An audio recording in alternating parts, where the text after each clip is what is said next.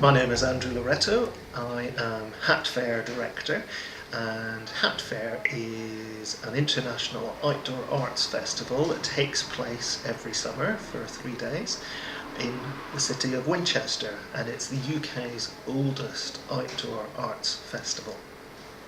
Andrew, so how did you come to work within the arts initially? A long time ago, I initially got involved in the arts through extracurricular activity at my secondary school back in Northern Ireland. So I went to a state school in Northern Ireland that happened to have a fantastic music teacher, and in fact it was our Latin teacher who directed the school plays at the time. So, and I think that's quite a common story in terms of how people get involved in the arts initially. They can quite often name an enthusiastic teacher who simply, made the work happen on an extracurricular basis. So that's what got me interested initially in both music and theatre. And I went on to study theatre as part of my degree at Glasgow University.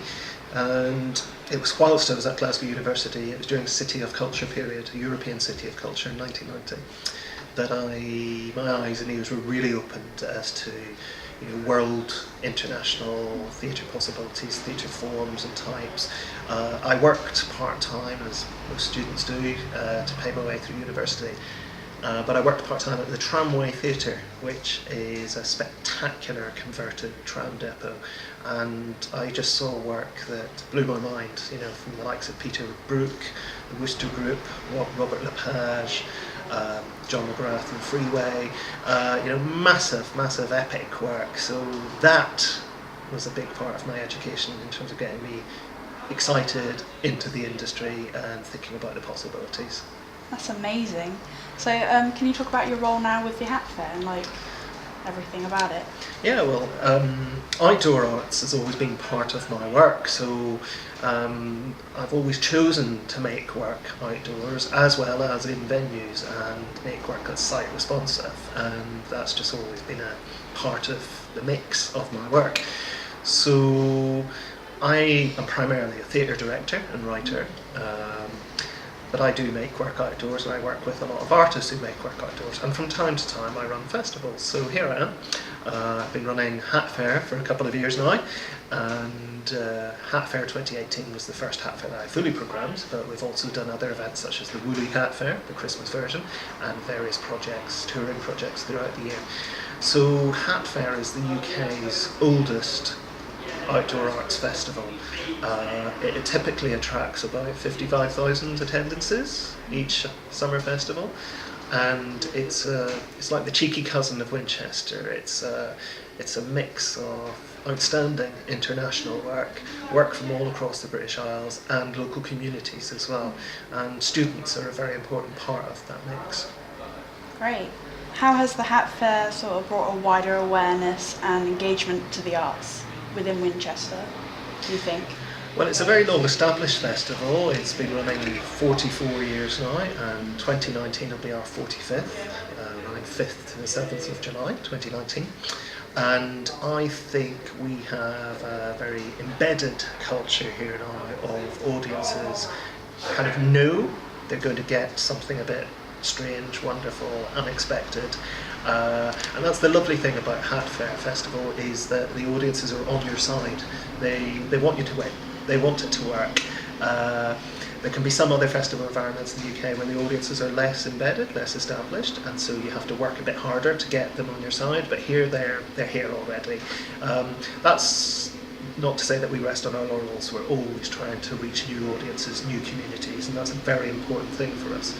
So I think what Hat Fair brings to Winchester is excitement. I think it brings a sense of community. I think it brings masses of people out onto the streets for a very joyous event, and that's the thing I've felt with both of the Hat Fairs that I've been director of. There's a real sense of joy on the streets and people reclaiming the streets, and I think joy is something we need more and more of at this time, and I think bringing people of all generations together in a spirit of joy is a wonderful thing, and a spirit of internationalism as well, which again I think is something we need more and more of at the moment. So lastly, what advice would you give people that are wanting to establish themselves within the arts nowadays? I would say, if you look at my own story. You know, as I said, I started through extracurricular activity at school. If something is like that is available to you, get involved. But then I, found part-time work in a local theatre, and again that was a big part of my education as much as my degree. So I would say if opportunities are available locally for you, such as placements through the Excel internship scheme, of which we employed 8 Southampton University students this year who were all either current students or recent graduates from Winchester School of Art. We actually employed them on fantastic hat fair and really hat fair projects this year, and those opportunities were advertised and available for anybody to apply for. So I would say if opportunities like that come up, go for them, because you will just enrich your education experience so much.